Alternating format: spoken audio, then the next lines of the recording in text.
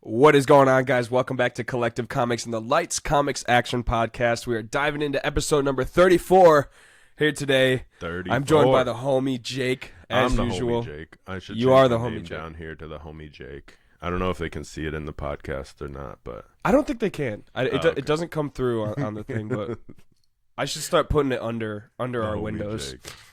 right?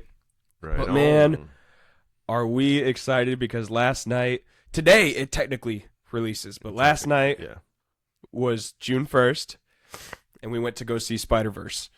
Spiderverse. Across the Spiderverse, man. Yes. All right. So let's get it out of the way now. Spoilers. Exactly. Yeah. Get it out of the way now. This is going to spoil a lot. Like when Gwen died. Oh, God. No, I'm joking. The end. I'm joking. The end of it would be a little different if Gwen wasn't there, huh? Right? Yeah, the whole story would be a lot different. I feel like Gwen is going to be, I mean, she already is like a really big character, really big modern character, but I feel like she needs to be a staple going through the Spider-Verse from now on. Oh yeah, I feel like she already was in the first one. I feel like. Yeah. I mean, I could see why they would like hit the heartstrings with taking her out, but yeah, I love Spider-Gwen. I love Ghost Spider. I love all that stuff. Like I definitely want to see her stick around. We might as well jump right in because this one started with Spider-Gwen and a little bit of her origin story, and I was loving that because like the colors were matching the comics. You know, it's the same origin that they used in Marvel Rising, the movies and short films that they have on Disney Plus that I watched. Yep. I was loving that.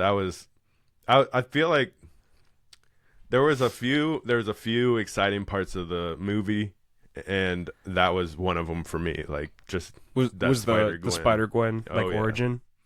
Yeah, that was super cool. I really liked the fact that it was like her entire universe was kind of drawn like her first Spider-Gwen #1 comic was. Yeah. Almost kind of like more watercolors, more along the lines of like the stuff that Peach Momoko does. I don't know if Peach Momoko drew the first one or that cover. So. I have to figure it out I'm again. not sure. But we went to NWI Comic-Con and picked that one up, and then the second it opened with that and I saw the watercolors, it immediately shot into my head. I was like, "Oh, that's how they're doing this." So each universe has its own style. Yeah, and we kind of, I don't know if you had heard or I had heard that they were going to like take people into different universes and use those animation styles, and you thought they might keep the animation style of the character just in different universes, and that's definitely what they did. You were definitely right. So, I mean, I'm kind of happy they did that because me too. There wasn't as much universe jumping as I thought there would be. You know, we got like little looks and glimpses into them, but like I thought we were gonna get Miles like jumping through so many multiverses or universes, whatever you want to call it, and that didn't really happen. It was more like Spot jumping through a little bit, you know, and you would get glimpses into what he was doing in those universes. Yeah, in the beginning, at first, Spot was he was hopping in, almost not knowing what he was doing. Yeah. Exactly. We did get Miles in like 3 or 4 different universes, but I was hoping we were just gonna get like you know, like a flip book, you know, like somebody was flipping through like comics and you were just gonna get universe. But oh right. It. I just wanted to see so many different. There were a lot of animation styles in this, especially with all the different Spider-Men's, but I wanted to see like environments, you know, like the Lego Spider-Verse, you know. I thought that was so cool, and he was like, cool. "That Peter is amazing. He's so good, Peter." And I'm like, "He's a Lego. He's this big in every other universe. Like, how can he be that good?" And it was but like I wonder if he grows. It was like the Daily Bugle too, you know, the Lego kit that you can go buy, and my nephews have, and they had at the shop that we went to the other day. Right, you know? 3 keys. Yeah, I love it over there. I thought that was super cool because I was like, oh my gosh. And then they pulled like snippets out of the movie and like the commercials and stuff. So that J. Jonah Jameson for that Lego verse was like, I think it was the same voice as like the animated style or from the movie. I forget, but Yeah, I I don't recognized the remember. voice 100%, and I was like, whoa, that's cool. I thought that was super cool. And then Speaking of voices, I just want to say the Andy Samberg voice. That got me, man. I was loving it. I want to see right. like a whole short film of like that Andy Samberg. What is Ben Riley? Ben Riley, Scarlet Yeah. Spider, yeah. I want to see like a short film or at least something with that character cuz that was so funny to me. Yeah, I think we're going to start seeing a lot more Ben Riley and the Scarlet Spider. They've been putting out, well, I don't think they're currently putting out a modern one, but about 10 years ago, they were consistently pushing Ben Riley and the Scarlet Spider. So it didn't surprise me to see him in here. But for him to consistently pop up as often as he was, I feel like the third movie, well, for those who don't know, we obviously have a third movie coming. Oh yeah, we got to get into that for sure. Right. He's going to be a bigger staple in the third movie, so I think that'll be super, super cool. And they even like they made little comments towards how his character looks and like how jacked and shredded he is, and like that's the reason why people like the Scarlet Spider and Ben Riley is that he's a little bit more jacked and a little bit more, I don't know, like kind of narrates himself even in the comics. Yeah. Like that's exactly how he talks, and that's exactly how you read it. With Andy Samberg's voice behind it was so great. I didn't realize it was him at first. You told me it was him, and I was like, "Whoa, that's cool." I did just pull up a little bit of a cast list here just to make sure I wasn't wrong because I was like so sure of it, and I was like, I better just look before like Right. I'm wrong. But You that thought you reminded knew me, his voice that well. yeah, yeah, that reminded me the like the school, the secretary at the school or the guidance counselor or whatever that his parents were talking to. Oh, That yeah. voice was Rachel Drash from like SNL and stuff, and I was loving that too. I don't think you're as I big have of to a figure out. I have to SNL figure out. person, but I love SNL, but I have to see their faces. I don't know them name for name. Anybody modern. right. I love old SNL. I love watching like old Chris Farley and why can I not? yeah. She remember was his name. she was in like the cast with like Will Ferrell. Oh dang. Yeah, and she has a lot of those like cameos where she's like a guidance counselor or a secretary, and her like the way she carries herself, even in her voice, is just so great. I also just found out that the Vulture was played by one of the other Lonely Island guys, so that's so funny. That's hilarious. Oh man, so I'm surprised we didn't see any music written.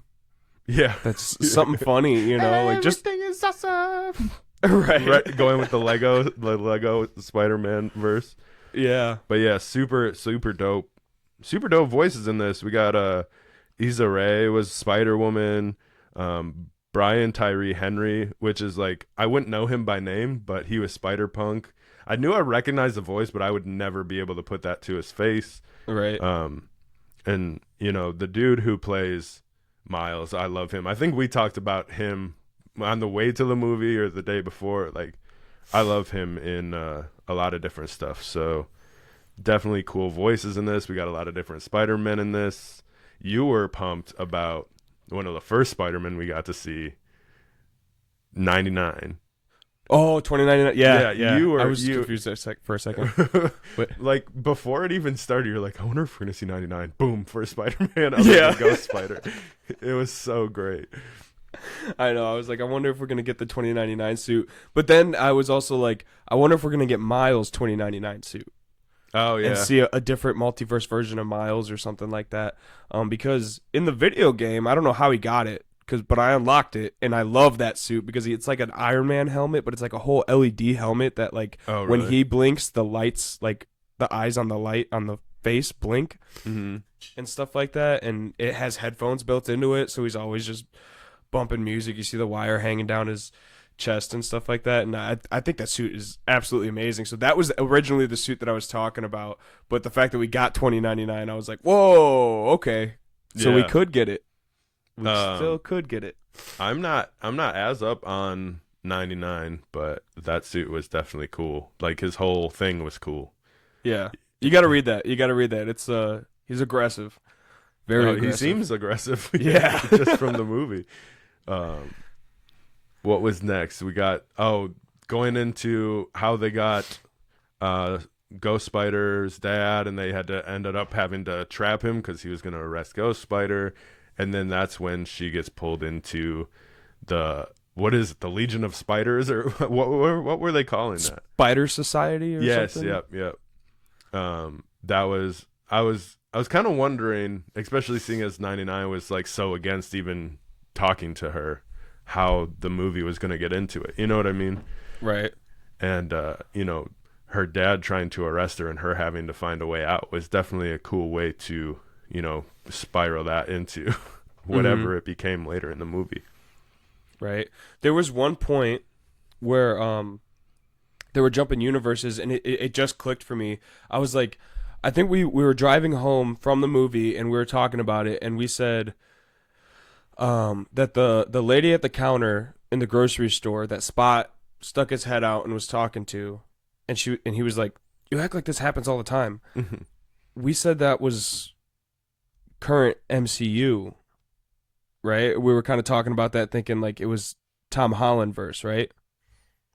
I don't remember. Because it clicked for me. Because I thought that's what we were talking about yesterday. And I don't remember 100% exactly how we thought it was. But for a second, I was thinking like, oh, that puts him in the MCU.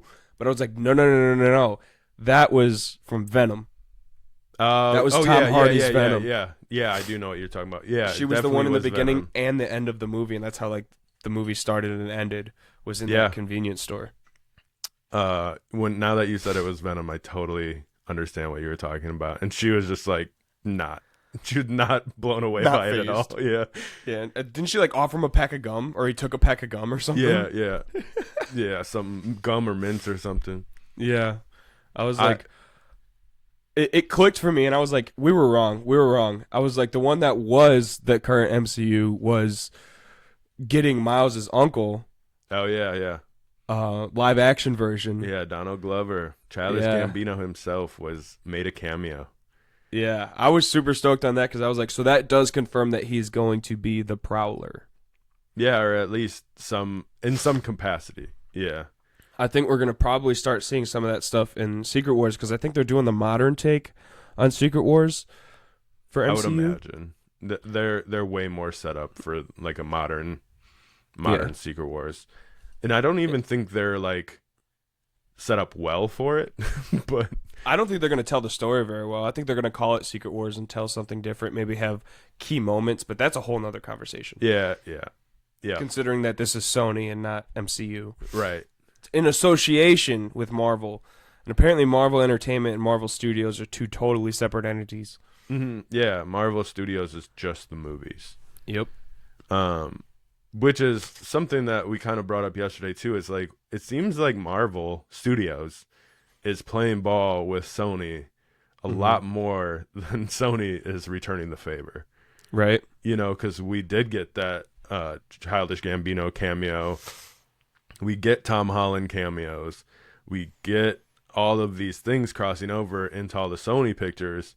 But it seems like anytime Marvel wants to do anything with these characters, Sony's like, no, you can't. And it's like, what is going on behind the scenes here? Because it seems like Marvel's totally down to help out, and they just want to tell good stories. But Sony just wants to make the money. I don't know. I don't get it, because like it would be so great if we can get Venom and a Carnage tied into the MCU. Yeah, I mean, even if it was what we have with Woody Harrelson and Tom Hardy. Yeah, let alone like the stuff that went on with like the Hulk stuff or the Spider-Woman stuff, or any of that stuff.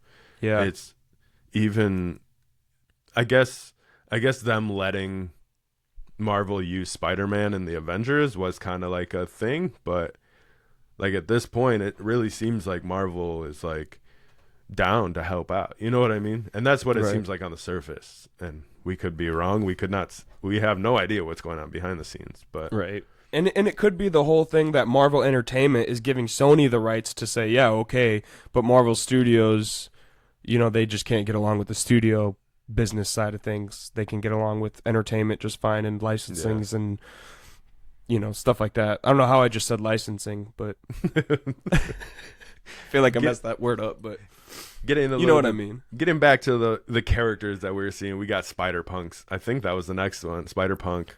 Yep. And I just love how you would see a new Spider-Man, especially like the main 5 or whatever there were, and then we instantly get like a little backstory. We get a little bit of an origin. We get a why are they like this and what do they do? Where do they come from? And then we get like the comic book cover style, like, oh, this is a thing. And we were like, they are telling comic book stories. Like they're staying pretty close, it seems like, to like what actually happens. Yeah, definitely. And the thing is that I think the coolest part getting into the whole thing is that, you're talking storylines and kind of how things actually happen, is that they pretty much explained canon Yeah. to the viewers, to anybody that doesn't know what canon is and how things kind of work, is they started explaining that, these certain events are canon and are going to happen to every single Spider-Man no matter what. I think that was a good way to explain like how many Spider-Men we've had in like the past 15 years or whatever too. Right. How many origin stories have we seen? And then like even the ones that change it up a little bit and they're like, somebody close to you, everybody has an uncle who dies, everybody has somebody close to them who dies, somebody always has a police captain close to them who dies. And it's usually like the rock of their life. Yeah, and it's always, it might change a little bit, but this key moment has to happen for the universe to maintain like solidarity, or whatever the word is, for it to keep going without issues. You know what I mean? Basically, universes start imploding when right. that doesn't happen. And that gets into the next Spider-Man, which neither one of us remember his name, I don't think. But the Mumbattan. Oh, yeah. Where it was like Manhattan. But it was like, I'm not even going to start to assume anything because I don't know the specifics of the Spider-Man. But it seemed like he was using a yo-yo instead of webs. Right. That was so great to me. It was just like a spin on, everybody has webs, everybody does this, but they did take that little bit of a different angle, and he would shoot out a yo-yo and it would wrap around something. They were like his gauntlets or like those, but they were like, it was like a different kind of yo-yo, like the ones that they like toss up in the air, like those big wooden block ones. Right. Yeah. Which I thought that was pretty interesting. That might be more of something back to that culture too that I'm not aware of, but just I love that they took a spin on a web that wasn't just the normal, 2 fingers shoot the web, canisters with no canisters. Yeah. I thought that was cool, but then we see Miles wasn't supposed to be in the universes. He sneaks in to follow Ghost Spider, ends up saving that captain that's close to that Spider-Man, and we see that universe start to implode on itself. Yeah. So it was, I think they did a really good job in this movie. Like, this has to happen, or this will happen, and we see that happen. We understand the weight of these decisions, and I think they did a really good job at portraying how serious these things were. Right. Yeah, and the whole thing that really blew my mind is that Miles was never supposed to be Spider-Man. Yeah, that's a big one. Yeah. Like that's kind of what's wrapping this whole canon thing together, and what messed everything up is that Miles wasn't supposed to be Spider-Man. And I'm like, what? Like, that doesn't make any sense. Like, and then once they said that, I was like, there's not another universe with Miles in it. There is, but he's not Spider-Man. Right. Like, well, yeah, I guess wouldn't there technically be a Miles in every universe? You know what I mean? Yeah, I mean, he's there, right, but he's just the kid. Foreshadowing what we're going to talk about a little bit later, probably. Yeah. Yeah. I'm purposely not. Yeah. But I'm hanging on. the spider that bit him wasn't even from his universe. Yeah. He was, I don't remember which universe he was in, but universe 42, Spider bit him, but he wasn't in universe Spider, whatever. Like, yeah. he wasn't he's not from Universe 42. So that added even more chaos a little bit later in the film. Yeah. It basically, I think it comes from Earth 42, and then Miles is like, oh, I forgot it. I was like just purposely trying to remember. It was like 105008 or 105018 or something like that. It was a lot longer than just 42. Yeah. Earth 100,000 and something, you know. But Right. man, I really dug this movie. I really dug this movie. They even the fact that there were so many Spider-Man, I kept looking over at you like every 5 seconds just because a new one would pop on the screen, and I'm like, oh my god, that's like 60s, 70s, like Yeah. like what the heck? And I think the movie did a really good job of kind of like explaining, you know, how we went from Amazing Fantasy Spider-Man to the Amazing Spider-Man, which is ASM, Mhm. which is his first like title run, to just Spider-Man, to Spectacular Spider-Man, and all of these different universes, all of these different suits and styles were all mixed in there. When they started popping up all the Jack Kirby drawn ones, when Stan Lee and Jack Kirby thought them up, I was very happy. Well, I guess like at this point, like we have Ghost Spider, we've seen 99, we have Spider Punk, we have Mountbatten Spider-Man, and we have Miles. And I think this is the first time they're going on the elevator to see the actual Spider Society. So what were your thoughts when that opened up and you see all of this for the first time? I was overwhelmed.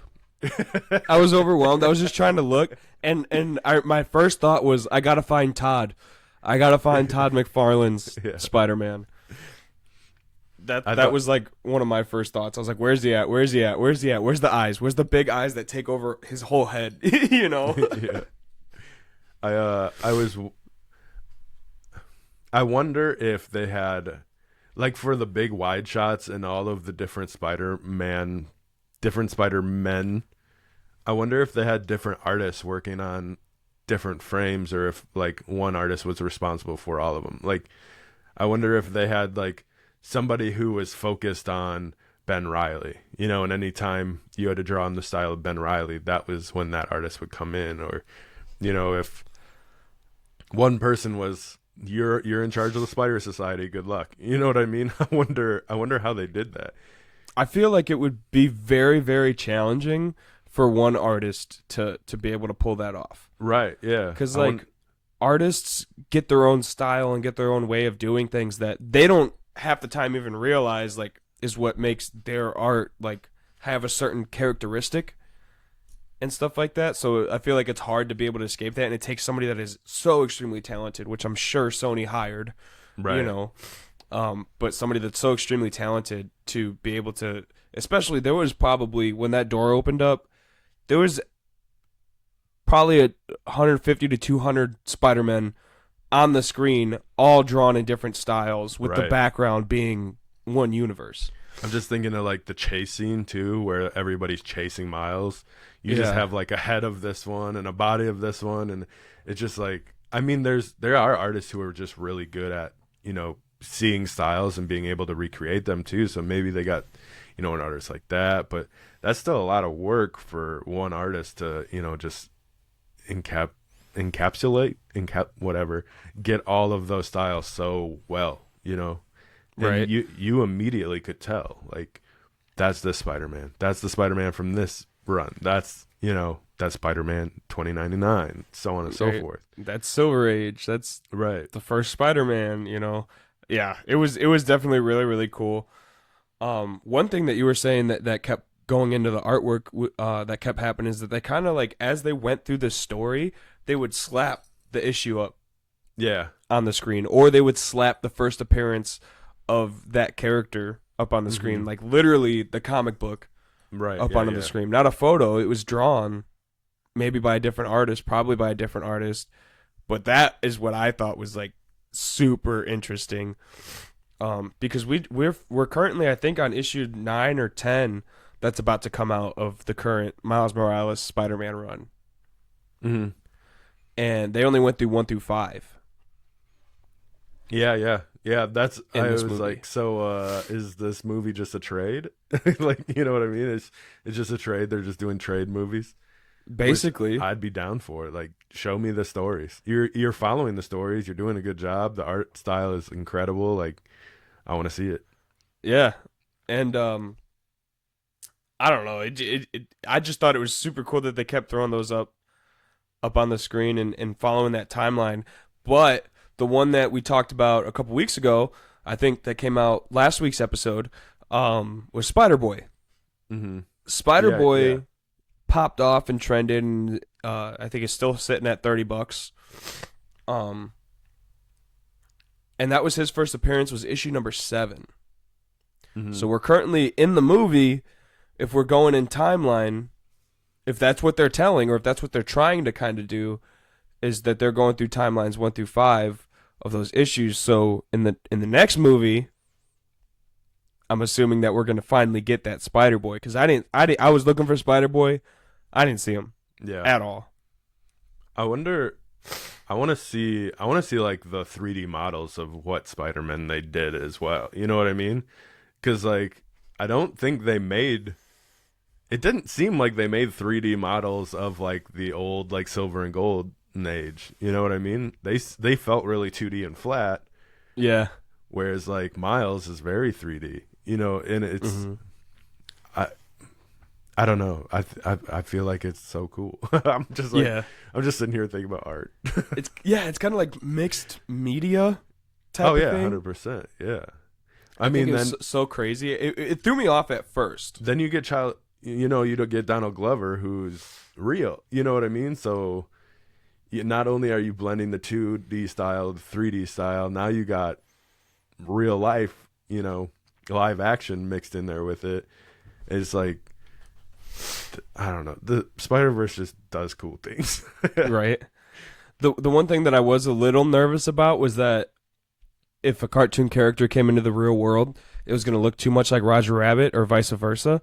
Mm-hmm. And surprisingly, it didn't like all that much. Like they did a good job of kind of blending the two with like maybe it was like just the camera tones and like the color grading that they used on the camera shot combined with it. They had him in like a force field too. Yeah, which helped. So you put a haze over him, and then that softens it up a little bit. But I feel like at this point you have so many styles bashed together that like, would it really feel that out of place? You know what I mean? That's the thing, is that like that was what I felt like was the glue, was that it's the animated styles. Like that's what made it make sense, is that they're mixing animation styles, but then go to mix real life camera footage with animation. That was the weird part for me, but they did it. I mean, they didn't do it for a very long time. It was only a few seconds, matter of 10, 15 seconds. There were some close-ups on Miles though too. It was like, this looks like it could have been live action. You know what I mean? It almost looked like they could have taken a live action shot and done some of their 2D detailing over it. I mean, obviously it wasn't quite live action, but I was like, almost claymation. It was so cool, like how they did it. You know what I mean? Mm-hmm. It was like you get like a zoom out of a character, you like a wide angle of a character, and you'd be like, oh, that's definitely. But then you get like a close up of like the eye, nose, side of the mouth, side of the head, like of Miles, and sometimes it almost looked like you had a real actor in there, just with some 2D detailing over him. I was like, I feel like there's an Easter egg in here somewhere. They snuck in a live action of a Miles to like leak the Miles actor. It's just one shot. They like just one did frame. it for like one frame, and it's like, oh my god, I don't. I would love it, but I don't think it happened either. But I would love that if they snuck that past everybody. I'm like, oh yeah, this is the kid. Especially with all the glitching that happened, because when he was in the wrong universe, he would start to glitch unless he had the wristband on. Imagine in that glitch, there's just one shot of a live action Miles. You know what I mean? It's like, what the heck? Right. You're gonna have to watch this movie frame by frame. You're like pausing the glitch, like there it is. Like in that Deadpool 2, where the invisible guy got electrocuted, and there's one frame where you see that he was Brad Pitt. Really? Yeah. He's like, he flies into like power lines and he's getting electrocuted, but he's invisible. But for one frame, it's Brad Pitt. That's funny. Like, Brad Pitt was in a movie for one frame. That's pretty good. I wonder how much they paid for that one frame. That one frame was probably real expensive. I thought I read at one point it was an agreement. Like Brad Pitt agreed to come just do it for Ryan Reynolds. Oh, really? But I don't know if that's true or not. That's funny. But I feel like this is a perfect time to talk about this Spider-Man fan that I showed a few weeks ago, and the candy. And I said I would come back and tell you about the candy that was inside once I opened it. How was it? I was trying to open it like this, but there's just like this little door on the bottom that you just open. Oh, that's hilarious. Because you were literally like, I'm going to break it. Yeah. Let me tell you guys, the candy was horrible. Really? Yeah, it was so bad. I couldn't even eat it. I ate like 2 or 3 of them, and I'm like, this is bad. I ate another one. Just like sour Tic Tacs? No, it was just like balls of chalk. I know exactly what you're talking about. Yeah, it was so bad. It's supposed to be like some sweet tart, but it's not. Yeah, pretty much, exactly. Yeah. Oh my gosh, that is so funny. But I still feel like I have to go back and get those tins from last night. Tins. The popcorn tins, the 2 collectible tins. Well, aren't you going back this weekend?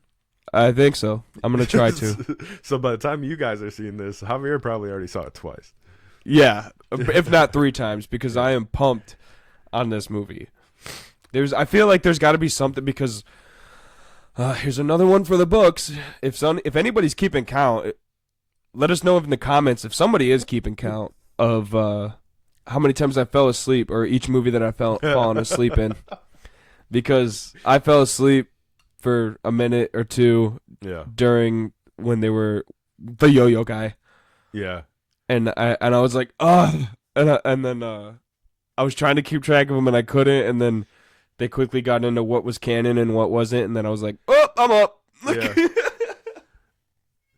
I think it was after the movie, because I've been having to get up super early now with a new job, and I was at the end of the movie, I was like, I was just eating the popcorn to stay awake, and you're like, me too. But like, it was a good movie. I don't want people to think like we were falling asleep because it was a bad movie, but it was. No. I was up since 2:30 that morning, because I got up at 2:30 to go pick up a buddy of ours, take him to the airport. So I didn't get home till like 5:30 in the morning. Drank caffeine on the way to the airport to stay awake, and then I just couldn't fall asleep until like 8 o'clock, maybe 7 o'clock in the morning, somewhere around there. And then I fell asleep, woke up at 9, and couldn't go back to bed. Yeah, we also found out we're gonna have a fun one with the Flash movie too. We saw.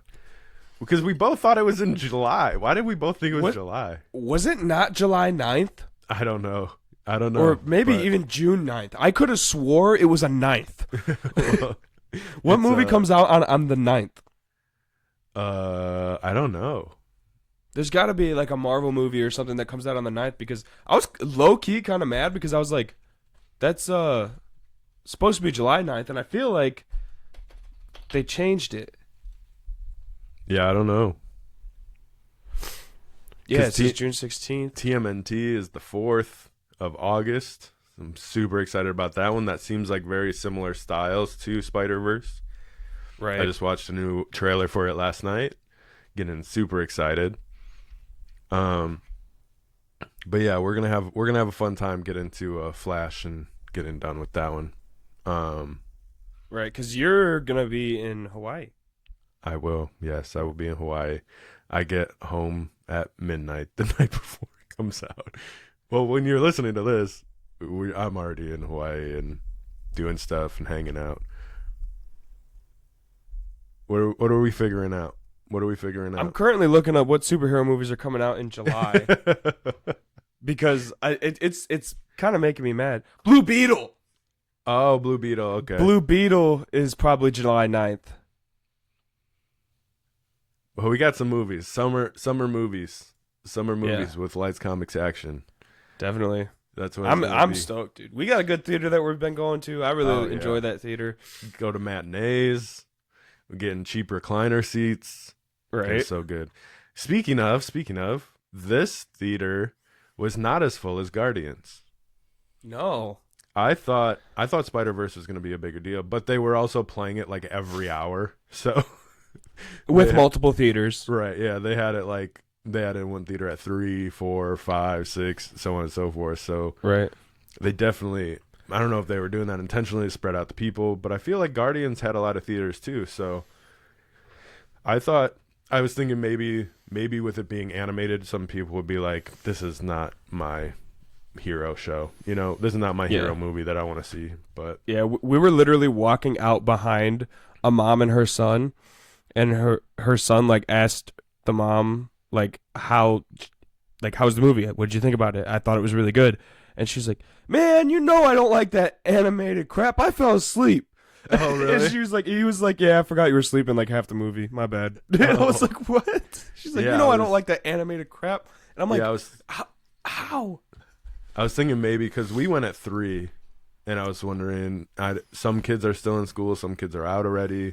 Mm-hmm. So I wonder if being at 3 with an animated movie on a weekday, I was hoping. I mean, I'm cool. I would like to have a whole theater to myself, just to chill and vibe. You know what I mean? But I mean, Right. we have people on both sides of us, and it just wasn't as full as Guardians. Yeah. Did we get the big theater for Guardians? Mhm. We did? Yeah, we've been in the same theater for every movie that we've seen at that theater. Except for the time we walked into 2. Yeah, when we walked into the wrong theater, Right. and then went to the right theater, which was the same theater. Right. Interesting. I guess. Yeah, I think one of the things is that it's an animated thing, but like we said, we saw it on a Thursday, which is technically the day before the official release date. Right. To kind of buff the numbers and stuff like that. So I feel like that could be a thing, is that it's advertised everywhere as Friday, June 2nd. Right. Yeah. So like everybody's planning, oh, let's go Friday after school, let's go. I bet today it's going to be packed. Because anytime Spider-Man hits the big screen, and I go to see it, that theater is packed, even if it's like a week or 2 later. Yeah. I just wonder, because we did the same thing with Guardians, But Yeah. we might have went at 4. We've been going like early afternoon, so I'm just kind of curious to see the numbers. Yeah, after this weekend, watch it just flops. I'm going to be so upset, dude. I wanna get your thoughts on getting that Peter Parker back from 1 with the From baby. Toby? He's got a baby in this one. Oh, I thought it was interesting. I was like, I didn't think that much time has passed. Yeah, it was a year and a half, I believe. So I think how at the old beginning of the movie, Miles had said it was like a year and 4 months. Since he's been the only spider in his universe or whatever. Yeah, and they literally showed him grow. Yeah. The thing is that if it's a year and 4 months, it takes at least 9 months for Peter Parker to get back, have the baby with Mary Jane, and the baby come out. At least 9 months, and then that baby was like 2. I mean, it's movie babies. Movie babies are never as small as they seem. Yeah, but she was slinging webs, dude, and she was 2. Yeah, he's like, maybe giving her the web canisters were a bad idea. Right. The baby just swinging around, Going nuts. Yeah. But I mean, you can go in all kinds of things. Does time pass the same in all universes? I don't know. They didn't answer that question. They don't have to. It's a movie, man. Yes, they do. Now they do. The part where Mary Jane's like, "Did you take the baby to another fight?" He's like, no. Why would you think that? And then the baby pulls down the Spider-Man mask. It's so great. Oh my god. I was happy to see him come back. I thought he was a really big part of the first one, especially, he was essentially Miles' mentor for a lot of things, and then we get the big reveal that Ghost Spider, Gwen, and that Peter knew that Miles wasn't supposed to be there, and his dad was supposed to die. Yeah. That part's intense. That was the big That was the big part, man. And then we get the whole chase scene. Yeah, I don't think they learned that though until they got back to their original universes. Oh, no, I don't think they left their universe knowing that. I don't think like Gwen knew that until she was recruited. Yeah, I think there's probably two ways to look at it, but I agree with you. Because, I mean, Miles becomes Spider-Man, and then all of a sudden, 4 Spider-Men show up in his universe for the first time. You know, it's like, were they there to try to stop this in the first place? Or, like you said and I thought, did they find out when Gwen was recruited, and now they're trying to do everything they can to keep Miles away from it? Yeah. Yeah, that's the scary part. I think once they had Miles gone, I think they were like getting into the fact that Miles is Spider-Man now. He's away from his parents all the time. He can't even show up to his dad's like announcement and like party on time for his speech and everything to say like I'm becoming chief, you know, I'm doing this and like with just his close family and friends and like neighbors and stuff. He can't even do that on time. So like the story that I know, like at least like mostly from the video game, is that well, honestly, Miles wasn't even when Miles' dad died, he wasn't Spider-Man yet. Oh, okay. Yeah, he didn't get bit until after and meet Peter until like after Miles' dad dies, and that's the reason why Miles even met Peter, because Peter kind of took him under his wing, trying to help him out, get him a job, and you know, knowing what he's going through, like the father figure of your life is gone. Well, in this universe, Peter's dead now. Yeah. So that's the thing is that like they're telling a little bit of a different story, but I kind of figured, you know, in every comic, in every issue, in anything that I've picked up or seen or played, the canon thing, like they explained, is Miles' dad dying. Mm-hmm. So that's going to happen. They let us know that's going to happen. I don't think that he's going to be able to save his dad. There's no way. There's too big of a story with that. You know, like, yes, you lost your uncle, but you also lost your dad too. Well, I guess this is a good time to talk about this being a part 1 of 2. Yeah. You had found out, you know, pretty recently before we had saw it that this is a part 1. Yeah, maybe like a week ago I found out that this was technically a part 1. Yeah. I feel like you telling me that saved the end of this movie a little bit for me. That's what you were saying as we were leaving. It was surprisingly long, but I also knew that they were going to be telling a story that's going to go into the next movie. Right. So I was kind of like waiting for a resolve point, and we almost didn't get that, but I was okay with not getting that. Yeah, we didn't get a resolve point really at all. Yeah. But we did get a cliffhanger. We got a reveal. I guess cliffhanger is not the best. I feel like they ruined the cliffhanger. But we got a reveal. You want to talk about it? I feel like you want to talk about it. Let's talk about it. A little bit. So like Miles goes back to where he thinks is home to go and save his dad, figures out his dad is dead. He's in the wrong universe. He goes out with his uncle. His uncle kidnaps him and ties him up. And then he's face to face with his uncle and the Prowler. Mm-hmm. Which I was like, well, then who's the Prowler? And then it hit me. And then the mask came off. And it was Miles was the freaking Prowler. Yes. And he's just like, I'm supposed to be the Prowler? He's like, yeah, you're not supposed to be Spider-Man. You're supposed to be the Prowler. And I'm like, ah! What the heck? Like that's like everything that was going through my mind. So many thoughts at once is like, I didn't know. My mind was pretty freaked out. See, in my opinion, that holds so much weight in this whole grand scheme of the movie. That's where they should have ended it. They should have had the reveal of Miles being the Prowler in Universe 42, and been like, I'm Miles Morales. Credits. Yeah. You know? You want to know something funny? I feel like I can't even remember anything past that. So, right. like, in my head, I checked out. I must have. Because, like, I know there was something a little bit more, but then I just didn't care anymore. Right. I mean, you get that. And then with me, it was like, you get that reveal, But now you have more stuff, so now I'm watching and different things are happening. Now I feel like that reveal was a little softened for me because, you know what I mean? If you would hit credits on that, it would have blown my mind and I would have walked out of that theater mind blown. You know what I mean? Right. But now I'm like, okay, so now this is happening, this is happening, this is happening. Like I almost feel like you had the climax, you had the top of the mountain, you had the point, and then you kind of just let it roll down the hill a little bit afterwards. You know what I mean? Just a little. Yeah. Not an explosion. It wasn't a volcano. Because all that really happened after that too was like Gwen was like, he's in the wrong universe. Also, could have ended it there. We already knew that though because of the whole situation, so kind of irrelevant. Yeah. Other than Gwen realizing it, come to the realization that they're not in the same universe because she went to go save him. But then all of a sudden you just get all these Spider-Man coming out and this and that, and she's putting together his team. And my question is, why couldn't that be an end credit scene?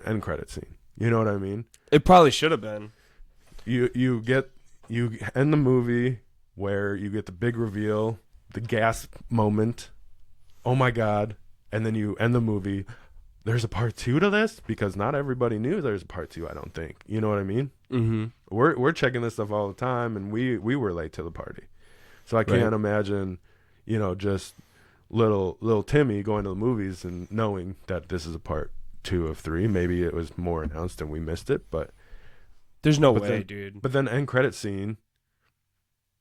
End credit scene. Gwen is putting together a team to go save Morales.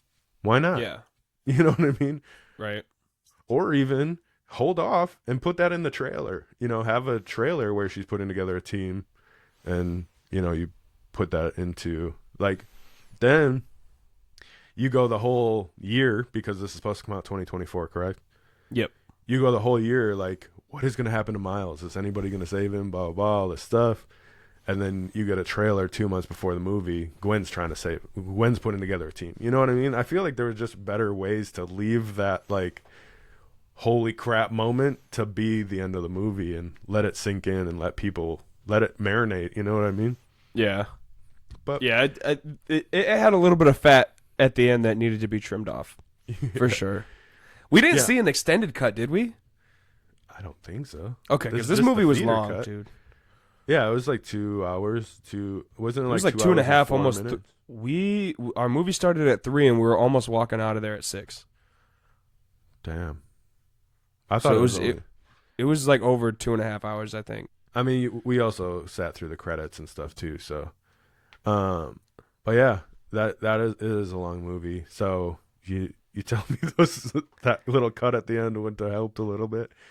I think it probably would have. It probably would have. But if realistically, if there was points in it where I was like, "What's going on here?" And I was almost like, "Oh, my ADHD was doing its thing," and I tuned out and I had to focus back in on it. But if I was having that problem because the movie's so long, I mean, I'm not saying every kid has ADHD or anything like that, but every kid probably has a little bit of a shorter attention span than me, or maybe around the same. So, like, I could only imagine that they were just checked out and done by the end of the movie. So it doesn't even matter. They probably don't even know that Miles Morales is the Prowler on Earth 42. I think overall, I liked the movie a lot. It was just that ending that kind of left me like unsatisfied. I mean, which is kind of the feeling you want going into a third movie coming out a year from now.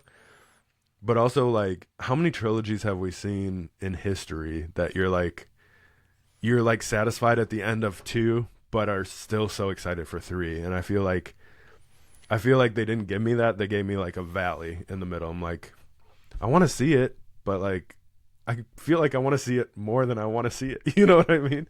Really? Yeah, dude. I don't know, dude. I feel like this is my, like, I'm total opposite.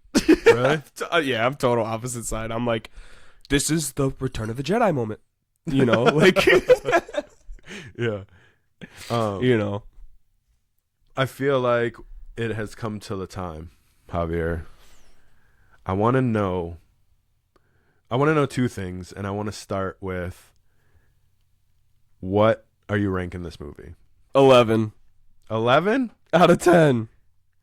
No, I can't. No, I really enjoyed it. I don't want to give it a 10 out of 10 because I feel like I have to do something because of the ending. I was gonna say that's a gonna lead 9.8. into my next question pretty heavily. 9.8. That's I was gonna go 8, like 8.5.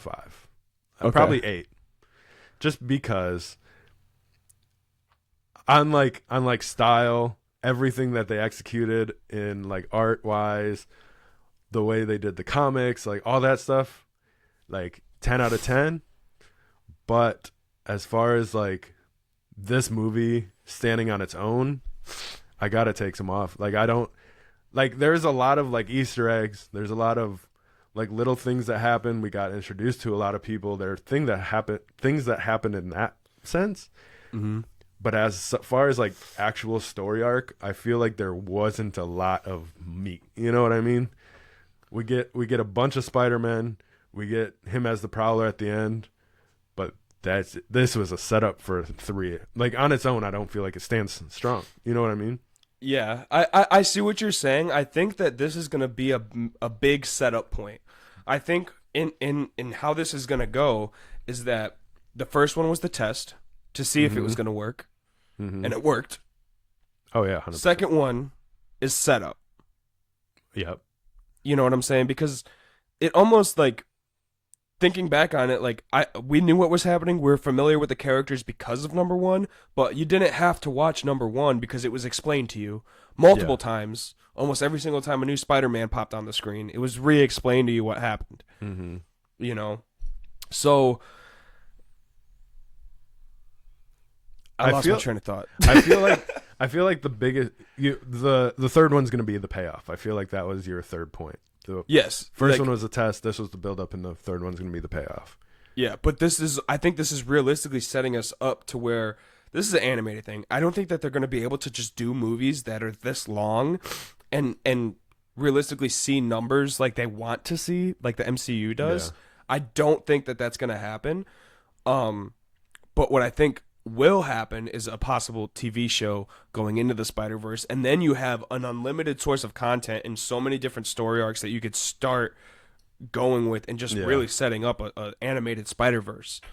I guess my one of the biggest things is like, how many times have we talked about Marvel only putting out filler movies? This movie's just a filler. This movie doesn't matter because it's just leading up to this end game. It's just leading up to another movie, so this is just a filler. And that's how I can't dock Marvel for that and then be 100% okay with it here. You know what I mean? But I don't feel like there wasn't that resolution. There wasn't 100%. And other people I don't think might disagree with me. Yeah, I don't think there was the resolution. I think we're working towards that resolution, but I think this was like the building block for it, and like like I said, the setup to where, like, when I consider a movie like not, being filler or being a filler movie, it means that it had no like content in the arc of the story, to where I feel like this really does. Like, the things that we got in this movie were huge. The fact that that Miles got bit by a spider that's from a wrong Earth. Mm-hmm. And when he went to time travel back, it read the spider bite in his DNA and sent him back to the wrong Earth.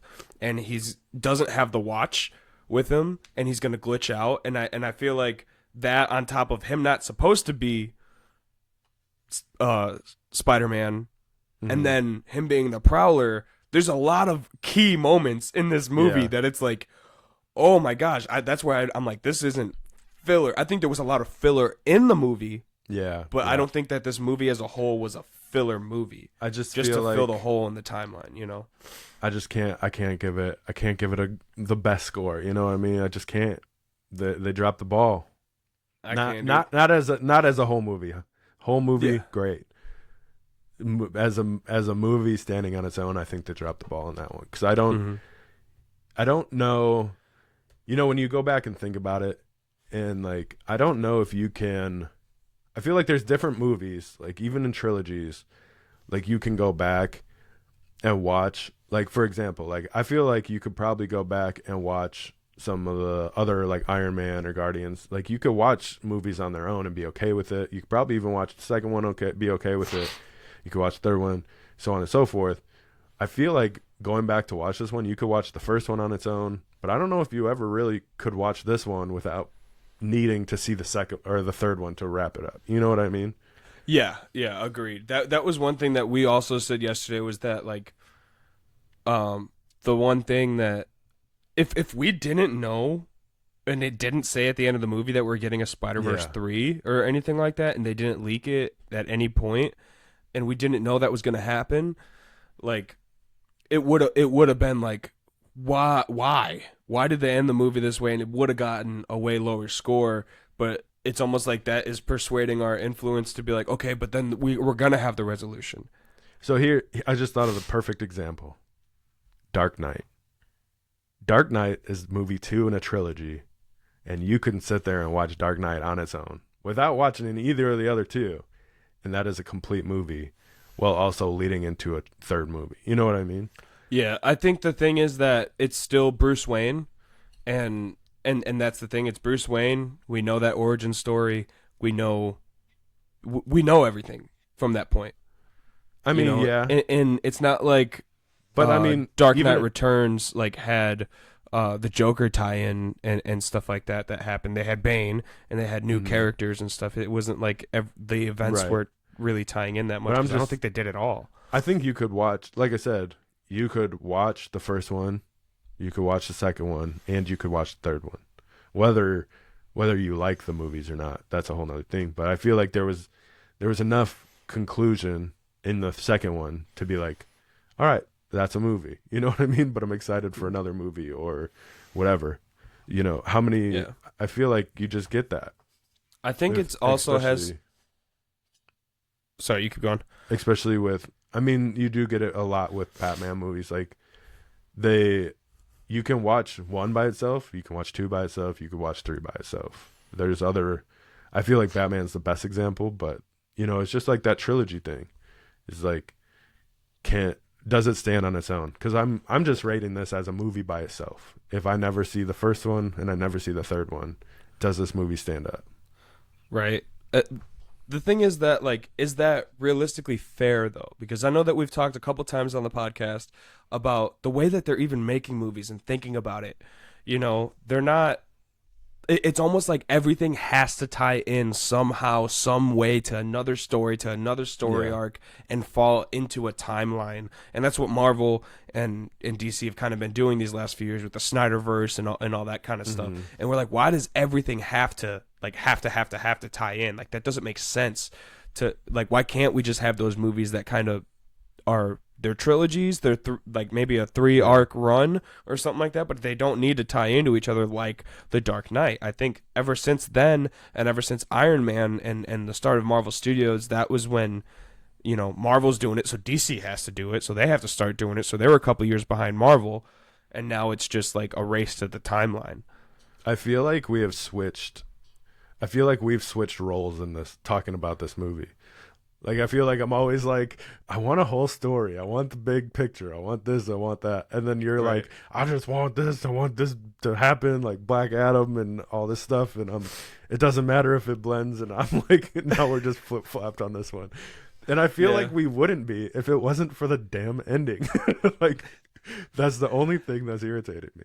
I think the thing is that we're so like encapsulated in like, because they would just say like in the past like, oh, that's just a different universe. They never like set up a different Yeah. universe for anything, and this is realistically the first things that we're getting. This and then the Flash Yeah. that's coming out, that is literally setting up like, this is this universe and now we're talking about more, Right. you know. So now it's like we have an answer to it.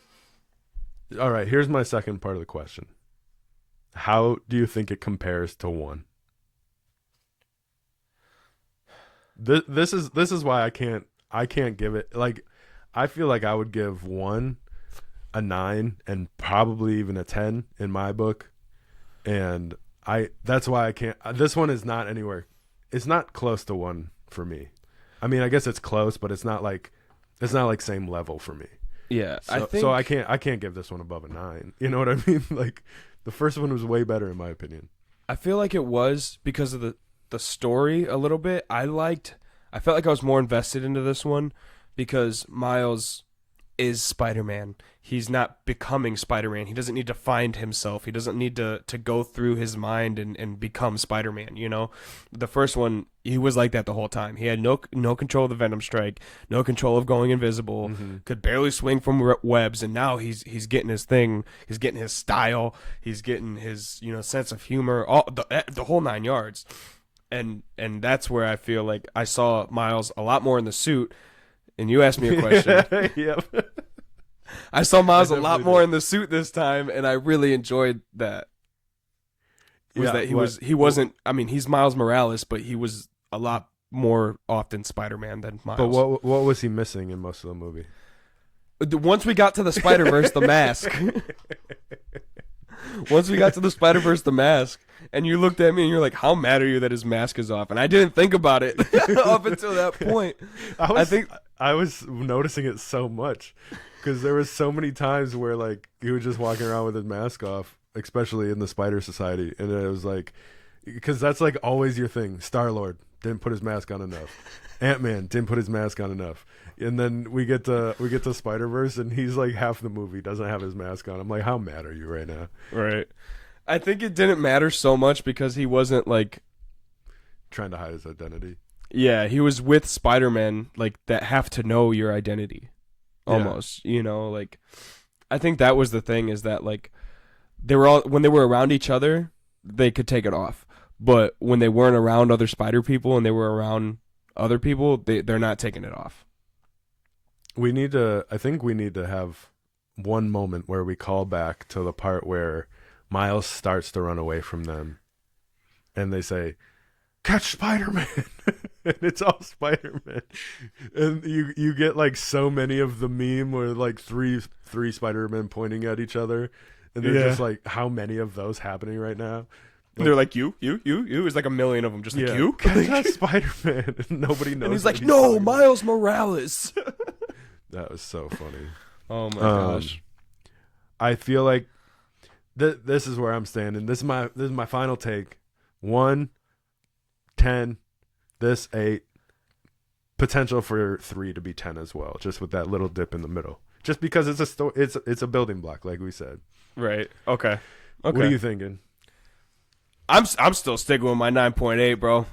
I'm like, this is a great. But you setup. You think 1 was 9.8 as well, or 9. Oh, for 1, yeah. I would say so. I never. I mean, it got me in love with it even more. The fact that Peter died, and then when he came back, like that was first watching that and digesting it for the first time. I was like, huh? Like, it's so funny because I feel like the parts that you said about 1 are like the parts that make it so great to me. Yeah, like there's just so many memorable moments of like him trying to struggle with that, like invisibility on the ceiling of the room, and they're walking under him, and he doesn't even know if he's invisible or not. Right, like they're swinging through the forest with the computer or the hard drive or whatever. And he doesn't even know how to swing, and the other Peter's like basically dragging him through the trees. Yeah, or he's on the light, like, and they're like, "Relax your fingers." And he's like, "I can't," and he's like shaking the whole thing. Right. I love. They're like, "They're gonna see you." Right on. Anything else to add about Spider-Verse? Go and see it, yo. 100%. Everybody's got to go and see this thing, man. This is a crazy movie. If this doesn't make a lot of money in the box office, I know it's not going to be a Mario. It's not going to be Mario. No. Nothing's going to be Mario. But I think it has very big potential, especially I'm curious to see what issues 1 through 5 do, because right now issue 1 actually just sold for $70, 9.8. So it's on. Yeah, it's on its way up. It's on its way up. I think they're selling averaging at $5, so $1 over. So within the next couple of days, we're going to start seeing sales go up, probably 10, 15, 20 bucks of issue 1 through 5. Yeah, because I mean, at this point, probably not a ton of people have seen it. You know what I mean? Right. Once more and more people see it, they'll probably start climbing. Once word gets out, yeah. Right. After today, let it go for the weekend. If you see them on good deals and they're starting to spike, guys, grab them because they're gonna go up. Yeah, they're gonna go crazy. Well, I guess we will end by saying the episode coming out next week was pre-shot. There's some things that we talked about that are already starting to pan out.